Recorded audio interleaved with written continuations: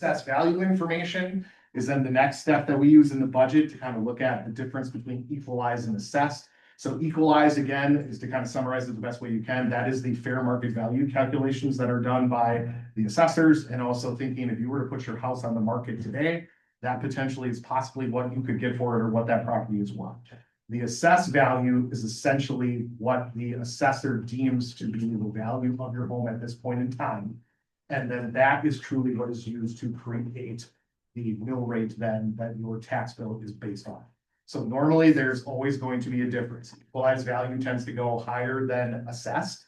And so what happens is every couple of years, if you start to get out of compliance, eventually you will get kind of a notification from the DOR telling you need to go back up and do a reassessment. And that's where then they try to get it as close to kind of that equalized or fair market value as possible. So as you can see right now, there is a little bit of a difference there. You've got an equalized value of about 919 million. Your assessed value is 826. Also then in August, you get some information that talks about your tax increment financing districts. So the Village of Sister Bay has two.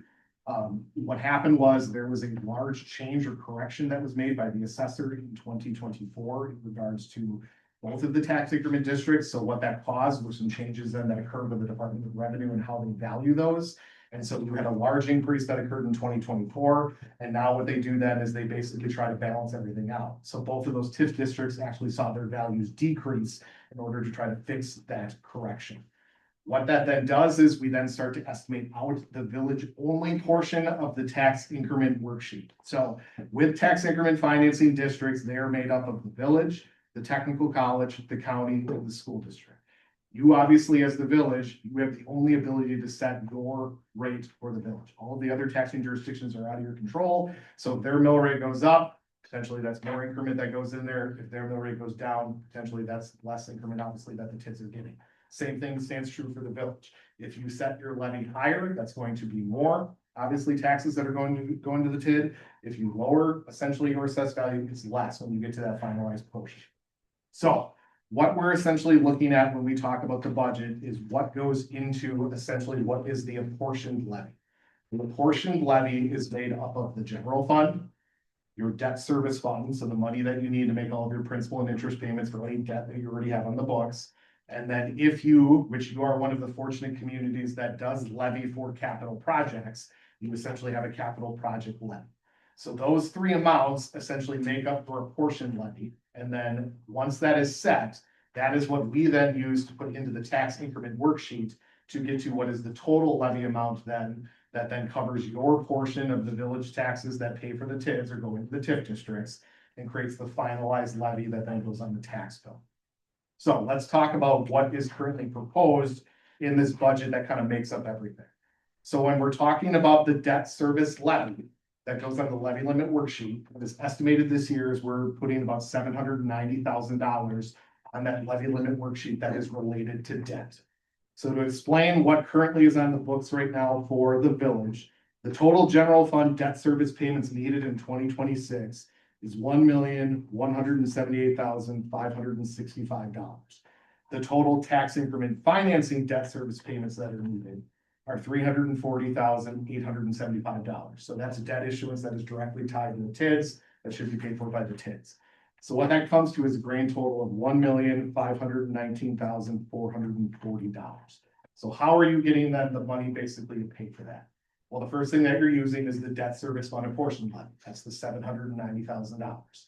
Then with the increment generated from TID number one, you're going to be transferring over the $340,875 to basically cover those payments that should be made by TID number one. One of the things that happened with the TIDs is, this is very common in tax increment districts, when they're created, they don't have the new growth to essentially cover any costs that you take out front. So the general fund at one point in time basically loaned money to the TIDs in order to cover for those payments. Now, because TID number one is in a much better financial position, it now is able to donate back money to the general fund that essentially can be used to cover those gaps of kind of making up those payments. So we're estimating that in 2026, there's going to be a transfer of about $410,000 that will be made into the debt service fund to essentially cover then between the levy, the TIDs paying their portion, and then this transfer from the TIDs covers all the debt service payments essentially that you need. That's what we're showing for the budget. On the capital project side, there essentially is about $851,000 of projects that have been earmarked or approved by the finance committee or recommended to be put into this budget. In the list there, it shows what all those are. There's Highway 57 trails, the marina restroom, trackless, the chipping box, a bunch of different projects there. How that amount is being funded is through a combination of sources. The first one then is, as we talked about, that capital project levy. So that goes into the levy limit worksheet. So right now what's being proposed is about $620,720 would be levied to cover some of those $800,000 worth of projects. Then the same situation now that the TID number one is in a better financial position is at one point in time, the capital improvement fund gave money to the TID to pay for some of its projects. It's now going to start repaying that. So instead of having to put all of that amount in levy or trying to find some other funding source, there's about $230,000 that is being estimated to be given from the TIDs to the capital improvement fund to kind of fund that. So to kind of summarize now everything up, what's being proposed is that the general fund apportioned levy is about a little over $2 million. The capital project levy is about $620,000, which brings that total to about $2.6 million. The debt service levy then is $790,000. When you combine all these three sources together, you get your apportioned levy. So that then is what goes on the tax increment worksheet to try to figure out then how much increment would the village be generating and putting their portion into the TIDs. So what the apportioned levy is estimated at right now is $3,418,243. When we put it through the calculation of the tax increment worksheet, what that then says is that $593,143.51 is the tax increment that will be generated then that goes into the tax increment districts. So when you take the $3.4 million of your apportioned levy and your tax increment levy for the village portion, that brings you to a total levy amount of $4,011,386.51. When you take that amount against your assessed value, when we plug that into the mill rate worksheet, what that is showing is that comes to a mill rate of about $4.85. Last year's mill rate was $5.23. So right now what this is proposed is that would reduce the mill rate for the village only portion of the taxes to by about 37 cents. So that's what's on the books right now. Now, obviously, there are some conversations where if there are certain items you want to have conversations about levying differently or using other sources, that is definitely up to the village board's determination to make. My role, obviously, and our role is to tell you if you want to go down that road, what does that mean for a domino effect? So let's quickly talk about that a little bit so you understand. So if we reduce that apportioned levy, so that would be the general fund, the debt service, or the capital improvement areas of your budget. What that means then is that is going to create some dominoes. Number one is if the apportioned levy goes down, that's less increment then that goes into the tax increment districts. Doesn't mean you don't do that, but it's just something to keep in mind that there's domino effects with any decision or changes that you make. If you do the same thing where let's say you wanted to fund something in this budget now that currently is being proposed as levy source, and you want to use reserve funding of some source and kind, it's going to have the same effect. What that's going to do then is cause the levy to be reduced, and then essentially it causes those reductions. Why is that important? With the apportioned levy and the levy limit worksheet, when you reduce your levy, the only way you can increase that levy, if you would need to do it, is through a couple of sources. One is net new construction. So every year, the net new construction for the village allows you to increase your levy. For the most part, that is very hard to do if you reduce your levy and then try to go back up because you have unforeseen expenses or there's something else you need to try to tackle. It's very hard to do that just with net new construction. That's typically the case that happens. So what happens then is what that's going to cause, again, if we reduce something, we need to think about what that means in the future. And that potentially means then that the capital project portion of the levy would have to be reduced in order to cover increases on the general fund side. Doesn't necessarily mean that that might be the way to go if that's the goal that the village board wants to take, but that's something to consider. What that means then for the capital project levy is a couple of things. One, potentially that might mean that there are projects that are in that 5-year CIP that you're gonna have to have some conversations on. You may not be able to do them in that year. We may have to continually defer those. And that then causes a domino effect in that CIP, where if you're deferring maintenance or you're deferring projects, it then becomes, you know, a conversation of that potentially something that might have to happen. Again, that is completely up to the village board's discretion, and those are the conversations that you need to have and you need to think about. The only other option then is what that causes then is if you do have to take on projects, the only other way you could do that is by increasing the debt service portion that you are allowed to do. If you increase your debt service levy and you don't reduce anything else, that automatically triggers a tax increase for your taxpayers. So that's why it's extremely important to kind of consider the domino effects of what we're doing, where if the goal is to kind of reduce something further, then let's talk about that and kind of play that out. So obviously that kind of right now is the summary of where things are at. So if you were to approve kind of what is in front of you right now, you'd be looking at an estimation of about a 37-cent reduction. What happened then is if that resolution is passed, that then gives the green light for me to work with Vlad. We're gonna then look at the information in the sheet, plug everything in, make sure the numbers balance out. If they don't, then we will be coming back to you and having a meeting to kind of explain, okay, here's what we're seeing, here's what's going on. But based on everything we have in front of you, if we were to pass it, this is our assumption of where those numbers kind of balance out. That was a lot. Thank you, Adam. I guess I would say, I understand that this is ultimately our decision to make right now. Yeah. We've already had a tremendous amount of work put in there by the finance committee that got us to this point, so And that was the can't last- imagine wanting to change anything here. If we wanted to do that, that's something that should have happened some time ago. Now, could there be something egregious out there? Sure, I don't see it here.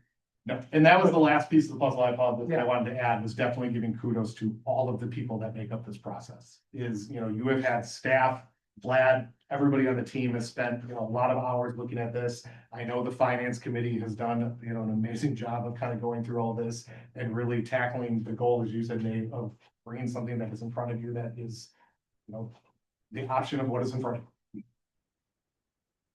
Thank you. Okay, now I think would be a appropriate time to take some public in. And we like to ask questions. Go ahead. I got basically one question, and that is general administration.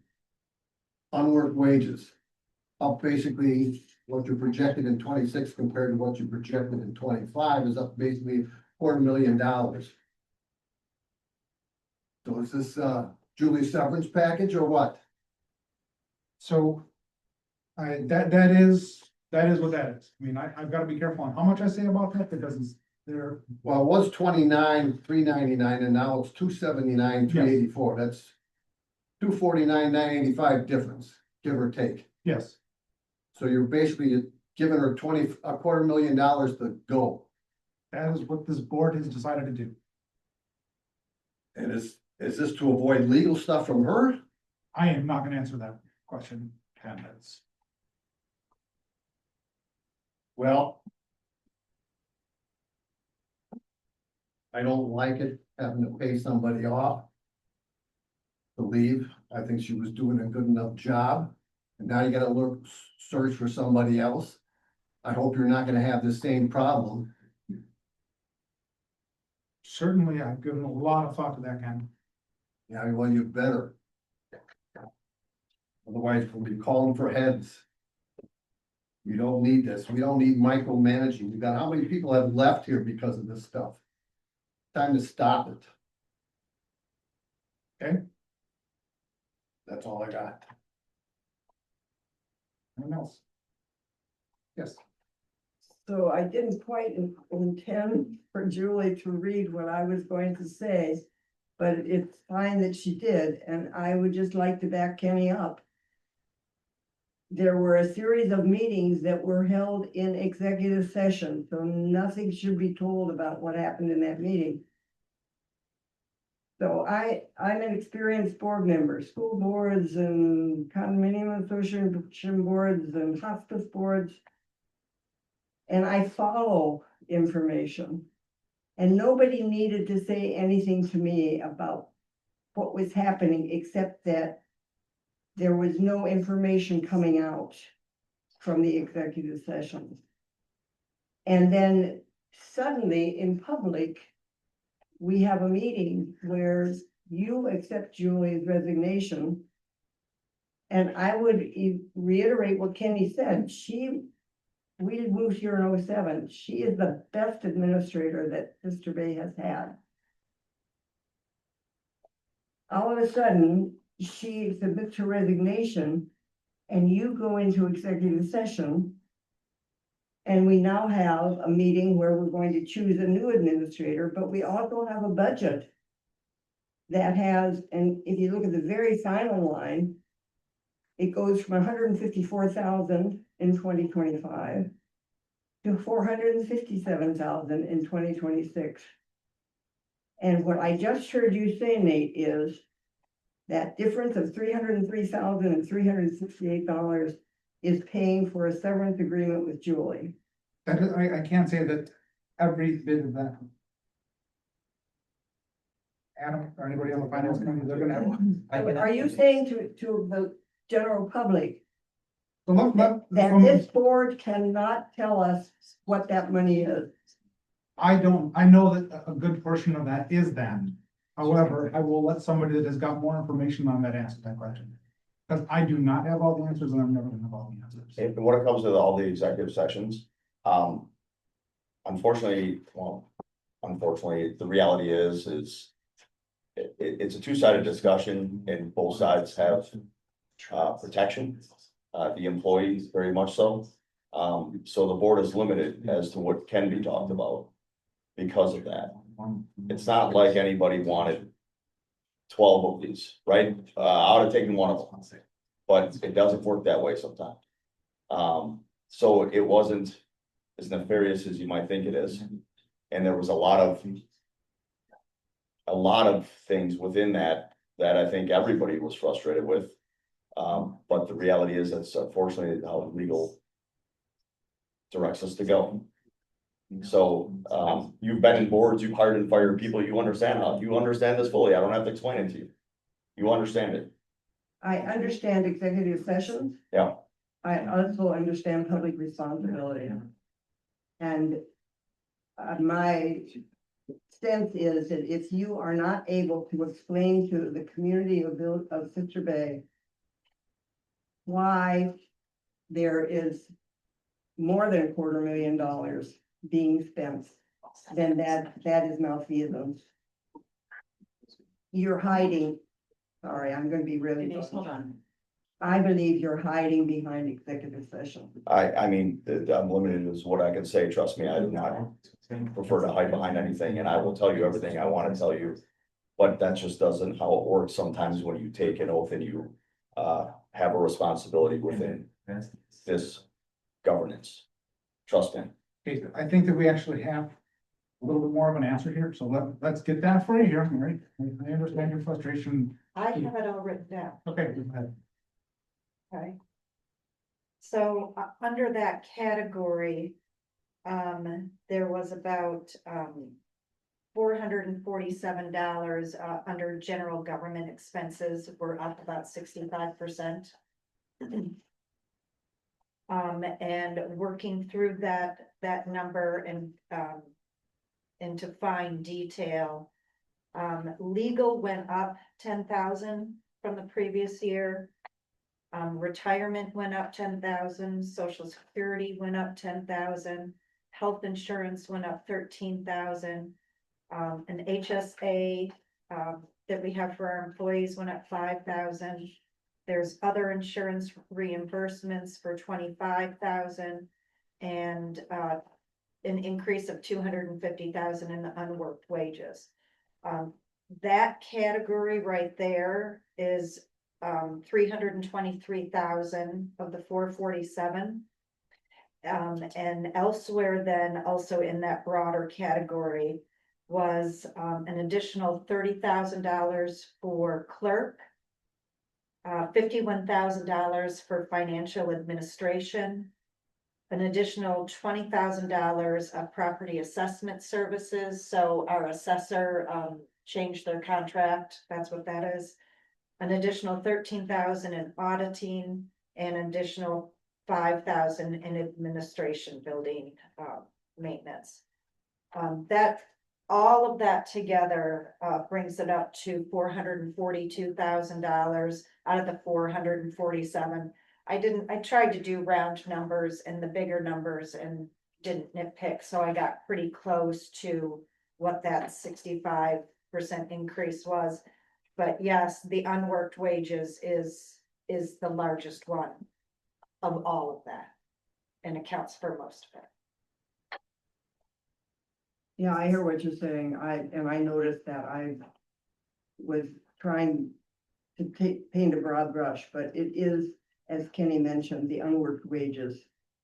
Where it's going from 30,000 to 279. And how much of that is paid time off that was earned? Well, part of that is paid time off, like vacation that wasn't taken. How much? Between minute, for pay time off, never budgeted before, so it should be around like 20-some thousand. So Okay. 20,000 for vacation. Yes, sir. That's peanuts. Bottom line is you're giving her $250,000 to get off. Which There's is a trying reason to for that. I know explain you it. can't say it. But like I said before, you gotta stop this shit. Cause it's our money that you're spending. It's also your money that you're spending. Yes, sir. Yeah, Bill Barr, I lived in Woodcrest Village. Have you ever done this kind of thing before with an employee? Second question is, what happens if they break whatever agreement they have? It doesn't have to be this particular one, but in general with these things. If they break it, are you prepared to take that person to court if they claim some kind of whistleblower protection? This can get very sticky. There. I guess there's Two no way. quick questions. Have you done it before? And we can follow. So, Hey, sorry. just No, one. I think it's a fair question, but this is a budget. Yeah, this is a This budget isn't hearing. a Well, I guess procedural, it's I'd be our- very careful to answer that. Yeah, Is there a I contingency wouldn't in the answer that budget anticipating this? There's an agreement. there's an agreement in place that has been approved by legal with extensive. Is there funding to enforce that agreement should the other party break? There's not funding if the sewer plant gets blown up by a bomb. There isn't funding There, for we things have you don't, municipal legal, you can't do every rabbit Insurance. hole you wanna do. we have. I hear what you're saying, but this isn't a meeting to debate Yeah. Thank you, Tom. our procedure. This is a budget Yeah, meeting. budget. This isn't about how we plan as a government. Come to those meetings, get it on an agenda, but this is not the place for it. I understand that. I guess. I don't know if you do because you keep asking. Well, I'm a dense guy sometimes. Have you done this before? Have you done agreements? Again, that's not a proper question for a budget. It's a budget hearing.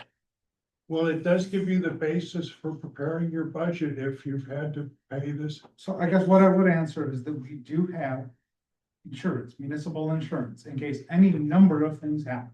And this would cover a breach if this party breaches.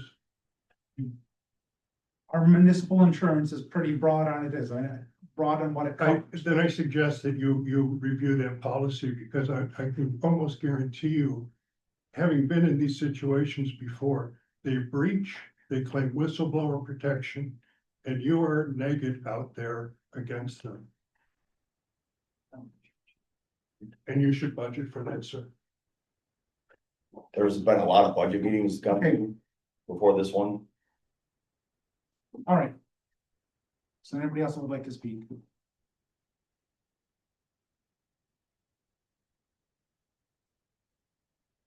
Okay. No. I'll take that as, no. Just give them a second online because sometimes Yeah, it I'm takes just a little longer for taking a them. look online. I don't see any hands up. There's really not that many people online. is No, most of the people are actually here that are online. There's 5 there. Okay, at 6:43 PM, I will close the public hearing. And we will move on to 6A. Resolution 2025-028, adopting the 26 budget. Any further discussion?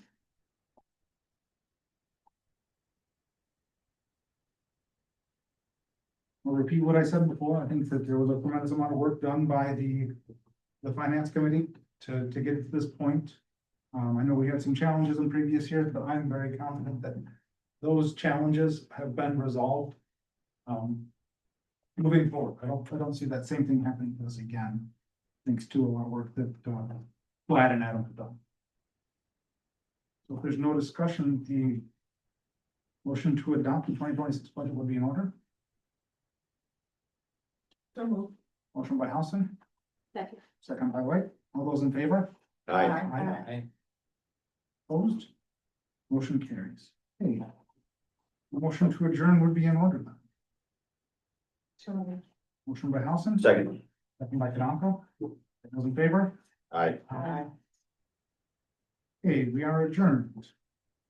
Let's take a moment here and then we'll call the other meeting back in order. I think Jay is on here, but I want to make sure I let him know. We'll pay $1,000,000. Let's take. I'm not trying to, this isn't useful. Just, that's not the right place to.